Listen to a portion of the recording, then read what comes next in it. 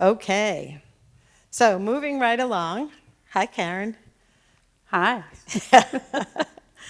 Karen Poth has created worlds at Disney, crafted heart and humor at Hallmark and Big Idea Productions, shaped major exhibitions at the Museum of the Bible. This journey led her to the world's only museum dedicated to the history and culture of the Gulf. Please join me in welcoming Karen, Executive Director of the National Maritime Museum of the Gulf, creative force, fearless traveler, and a true builder of experiences. So Karen, she's not happy about this, but she's a great friend. So, if your life were a road trip, what were the biggest detours and where did they lead you? Okay. So I prepared a slide. Um, so I'm not a Mobile native. I know that's bad, but um, I was raised in St. Louis, Missouri, and so from the very beginning, probably when I was about in seventh grade, I decided I wanted to be a journalist, and what better place to do that than at the University of Missouri? So I went to the University of Missouri, got a bachelor's degree. About my senior year there, first detour, my roommate was interviewing for the Walt Disney World College program, and she said, "Come on, come to the interview." And I was like, "Okay, how bad can that be, spending a semester in Florida?" So I interviewed for the Disney program, got in. I recommend that to anybody who has college students who are looking for something great to do for a semester. Loved it so much, I stayed there for an extra semester, and I actually attended Disney University. I have a master's and a doctorate in theme park management from Disney University. They're the only ones I framed because they're so cute. But anyway, from there, went back to Mizzou and got a master's degree in journalism. Took a little detour there, and it was in editorial and photography, photojournalism. Um, and while I was in my graduate school, in graduate program, got married, and my husband and I agreed whoever got a job first, that's where we would go. First mistake, second detour. We ended up in St. Louis, where there's only one newspaper, and that didn't work out so well. So I ended up getting a job designing, of all things, product for May Department Stores, which was the third largest department store chain in the country at the time. They are now owned by Macy's. Anyway, great experience, learned a lot about design, I went to China all the time, worked in factories, all that kind of stuff. Left there, went back to Walt Disney World, where I joined the Disney Design Group, and started there designing product, but, detours happen again, and ended up doing a little bit of ride and show and a little bit of this and a little bit of that in the Imagineering department. So that was a lot of fun. Hard to leave, but I did get a call, and my husband got a great job offer in Chicago.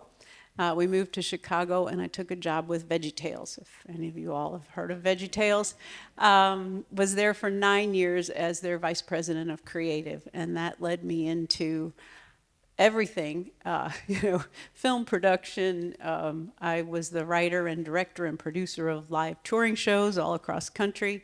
And as you go through this, you realize all you're doing in all of these jobs is you're storytelling, right? You're taking information and you're making it something that people want to see and want to read and want to learn and want to do. And so from there, I went to Hallmark. I got laid off from there after I think about the third time they got bought, and went to Hallmark Cards. Another storytelling opportunity. Every time you buy a card, you care enough to send the very best. It's a story. And so worked there for 3 years, decided I was going to leave and told my husband I'm going to freelance the rest of my career. And he said, "Great, we're moving to Dauphin Island." We had owned a home on Dauphin Island since before Ivan, so since Chicago, back to Chicago. And so we moved to Dauphin Island, and the first job I got as a freelancer was at Museum of the Bible. And so that was the last job I had before I took the job at the National Maritime Museum, Wow. Gulf Quest at the time. That has been a long, strange trip. Okay. So with a career that goes from Mickey Mouse to Moses and now to maritime history, do you ever look at your own resume and say, wait, what story am I telling? Where am I? Well, yes and no. And this is just my favorite slide. A story is a story. We've all seen this commercial this year. This is my favorite Christmas story so far. It doesn't matter if it's 15 words on a card, or if it's 125 words in a children's book, or if it's an entire immersive exhibit that you're walking through, or, if it's a movie you go to see. The human brain puts everything into a story. And so, you see Just Do It on a commercial, and we all have our own stories that we tag onto that, whether we realize it or not, whether our brains, whether we consciously go, oh, I just created a story out of that, but we do. And so, it's all storytelling. Exactly. Same sled, different view, right? Correct. So when Sandy Stimson came calling, what seat were you in at that moment in your life? And what was it about the museum which made you think, I can do veggies, I can do scripture, telling the story of the Gulf, that could be fun? Well, it was Sandy and it was Matt Anderson. He's out there somewhere.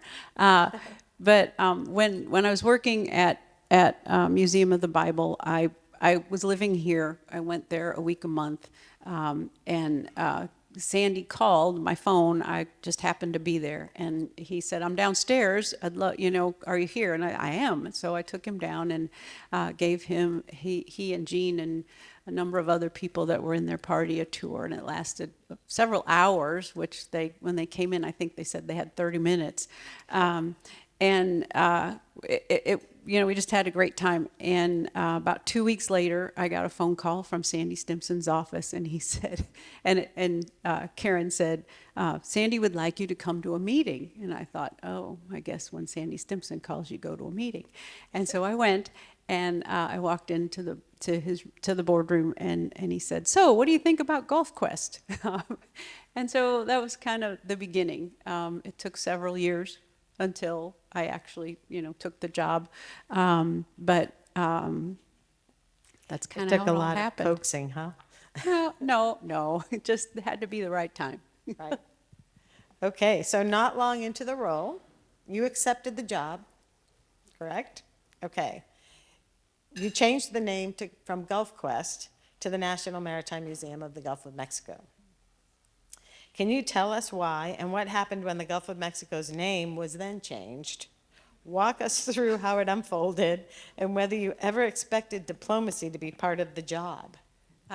No, I didn't. And it still is.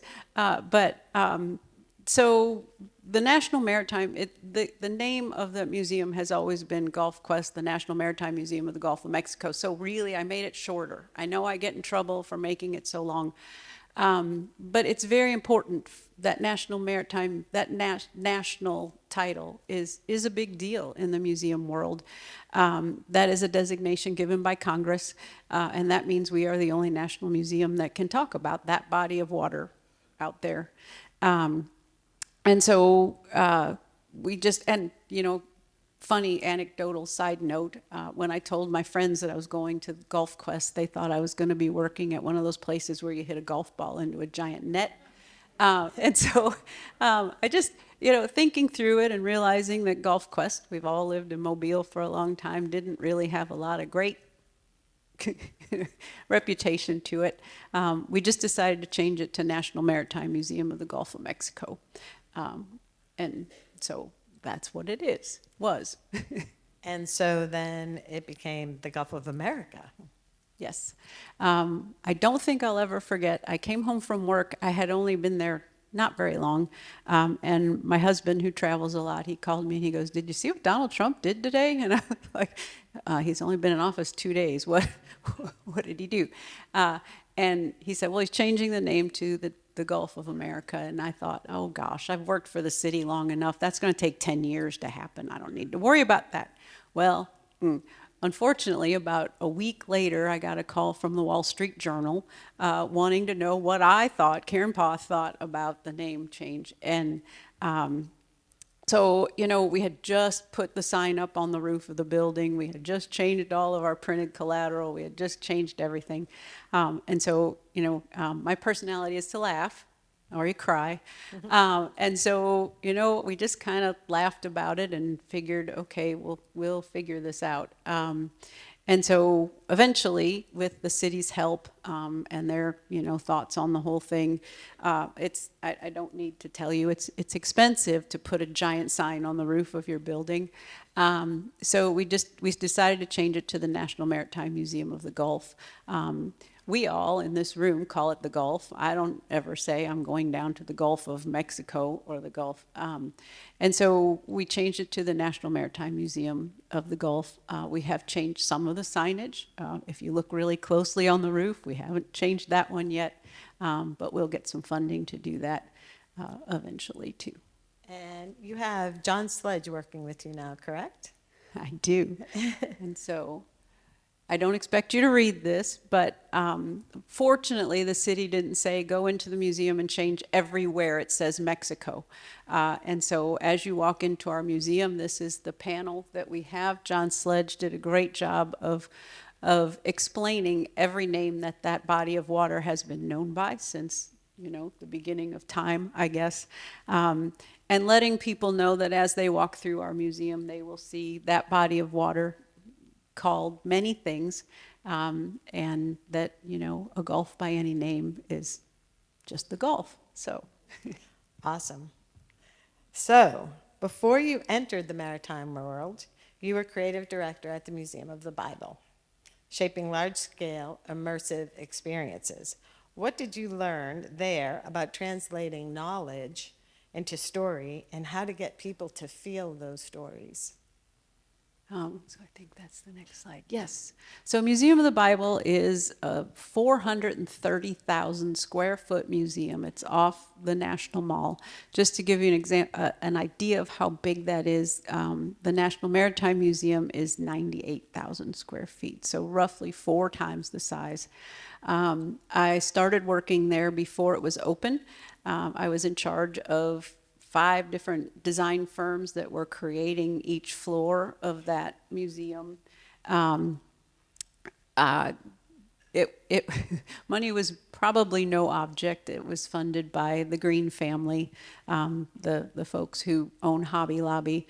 But we imported Jerusalem stone for the grand hallway from Jerusalem. It's a beautiful museum. But this is actually the first time I realized what doing what I do for a museum meant. So the very first meeting that I was in, I sat at a table with 6 biblical scholars. And these are folks who have their PhDs from the University of Leeds. There was a gentleman there who is the world's foremost scholar in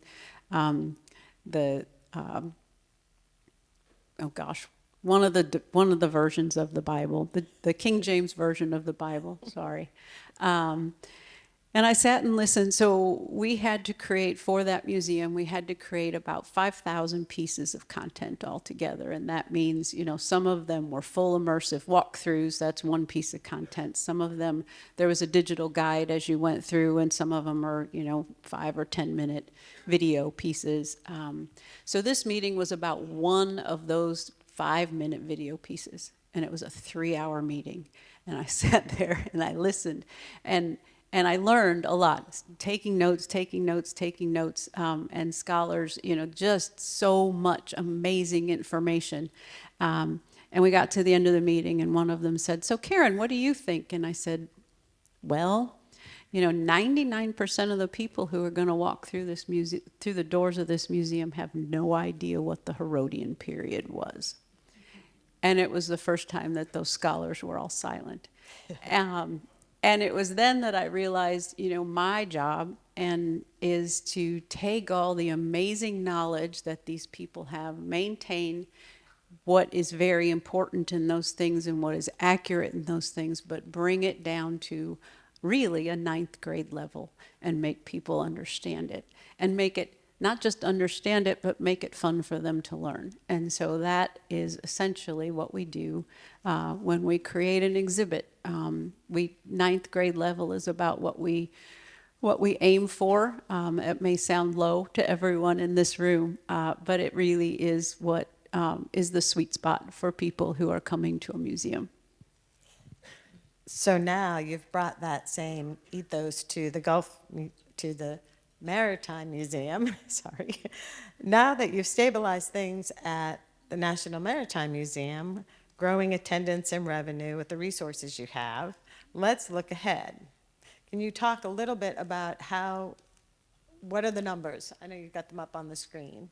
Well, I just have them because it's important for, when I took the job, I told Sandy that, 90% of my job was really going to be making Mobile like this place again and just come.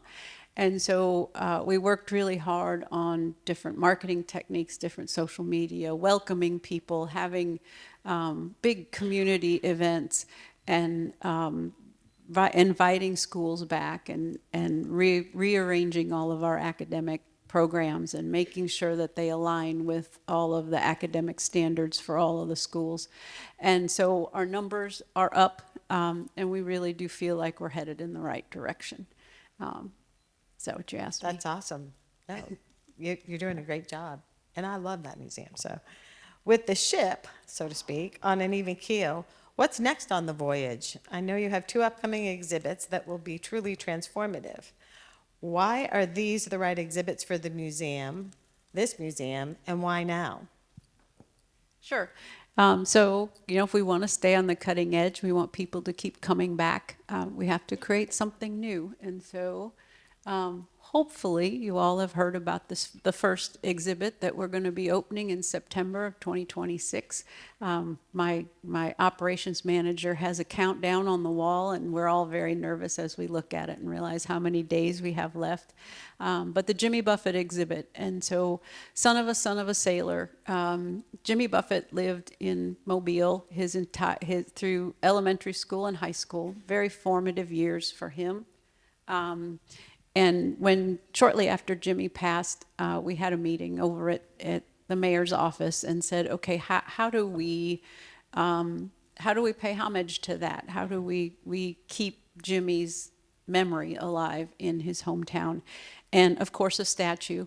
And funny side note for all of you who know Lucy Buffett, she's a celebrity in her own right, but she loves to say, I used to ask Jimmy when we could build a statue, and he said, wait till I'm dead. So she looks at her sister kind of maniacally and says, now we can do a statue. But anyway, so we will have a statue out on the riverfront.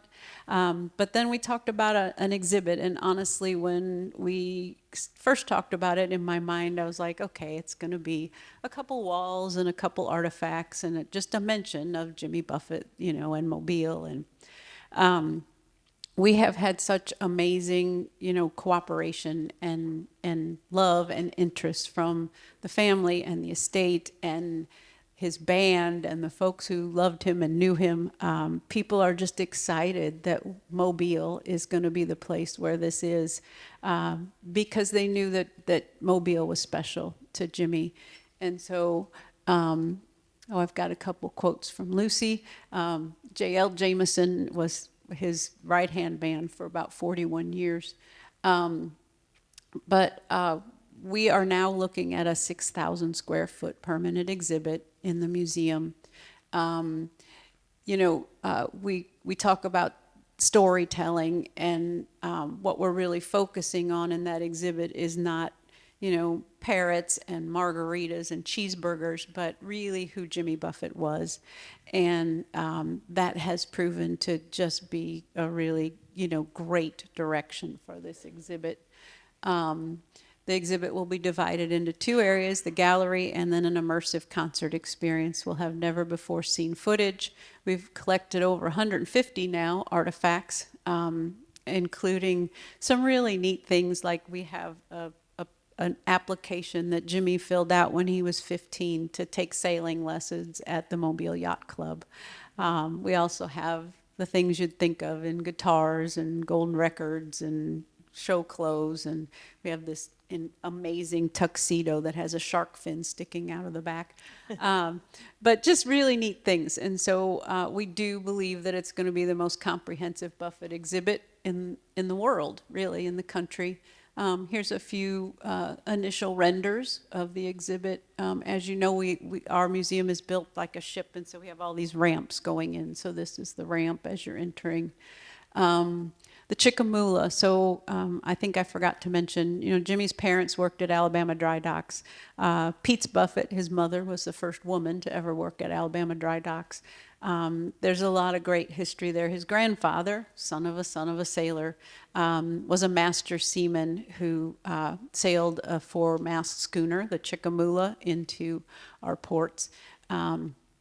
And was one of the biggest influences on Jimmy, and he mentions it in I don't know how many songs and in how many interviews, that his grandfather used to tell him. He used to take his finger and take it out the map from Pascagoula, where his grandfather lived, out past the chandeliers and out into where it said the Gulf of Mexico. And he told Jimmy, if you can make it here, you can make it anywhere.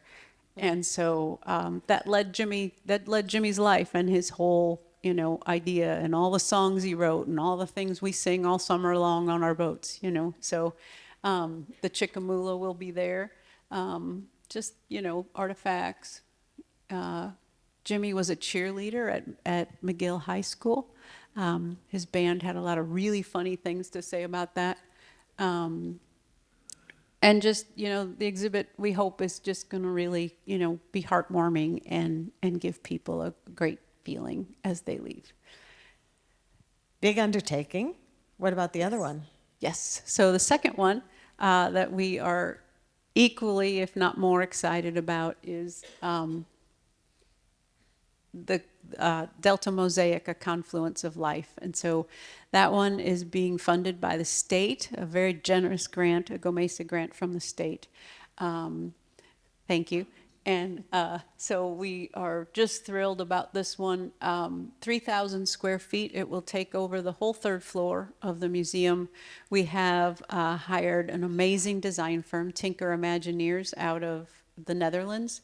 They have done all of the BBC immersive exhibits all around the world. And so it will be completely immersive. People, when they walk in there, will feel like they have walked into the Delta, minus the humidity.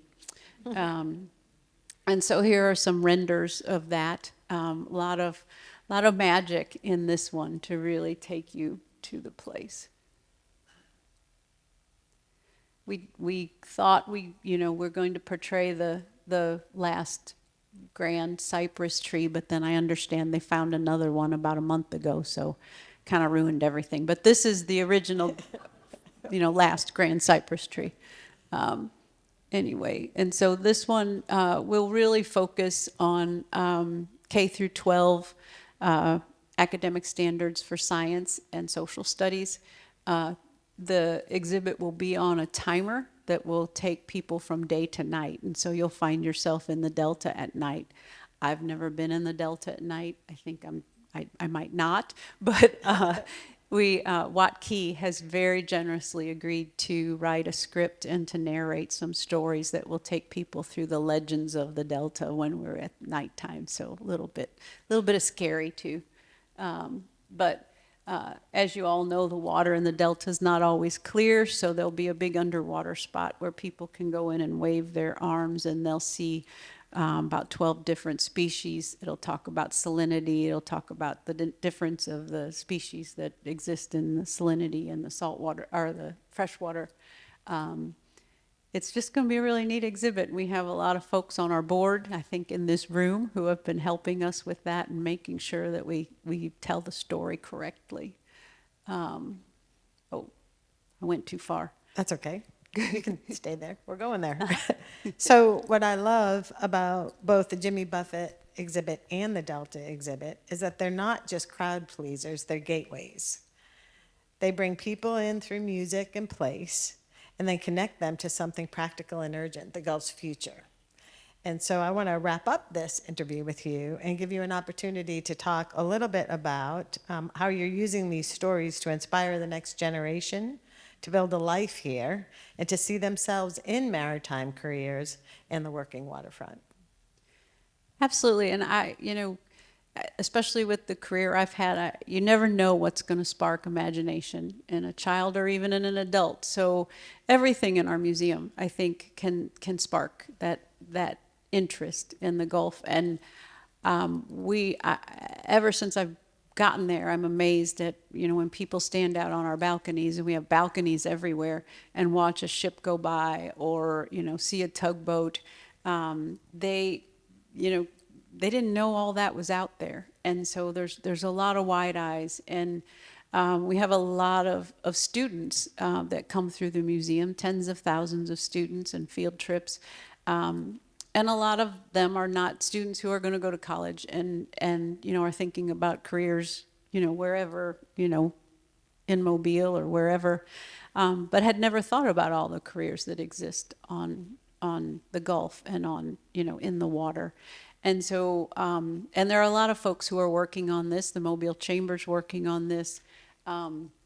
But one of the things we want to do for 2028 is our target is really focus on workforce development. And that includes, science jobs. It includes all the things that you all do, jobs in conservation, but it also includes, the welding jobs and all the things that people don't think about as a, and so when they stand on our balconies and we can say the Delta's over there and you just saw it in here and these are all the great things, there'll be a lot of interviews and things as you leave the Delta exhibit from different scientists and different folks who are doing research projects in the Delta today, and those will all be updated as new research projects come and go.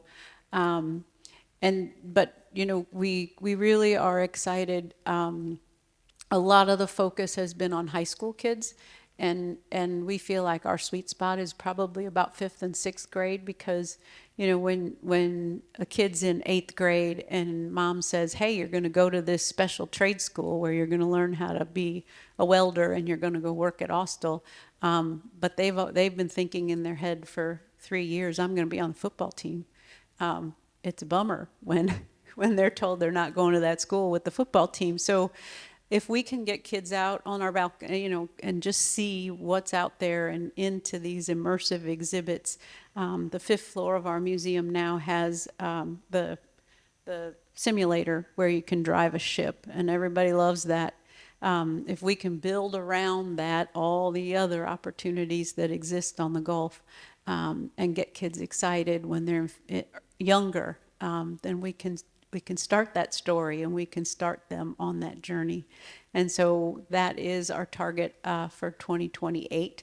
If I add anything to my team's plate for 26 or 27, I'm going to have a mutiny. So, but it is something that is very near and dear to my heart since I've gotten to that museum, is really just introducing kids and adults to that. That is awesome. Thank you so much, Karen, for taking us behind the scenes of your creative world, from Mickey to Moses to the Maritime Museum. I have to say that has been one of the most eclectic trilogies of American storytelling I've heard in a long time. Thank you, too, for reminding us how stories, our feelings, how stories make us feel, basically. I think many of us in this room would welcome the chance to support you and the museum, help tell the story of the Gulf, its culture, its ecosystems, and the communities and livelihoods tied to this extraordinary water. So please join me, everybody, in thanking the woman who proves creativity is absolutely a coastal resource, Karen Poth.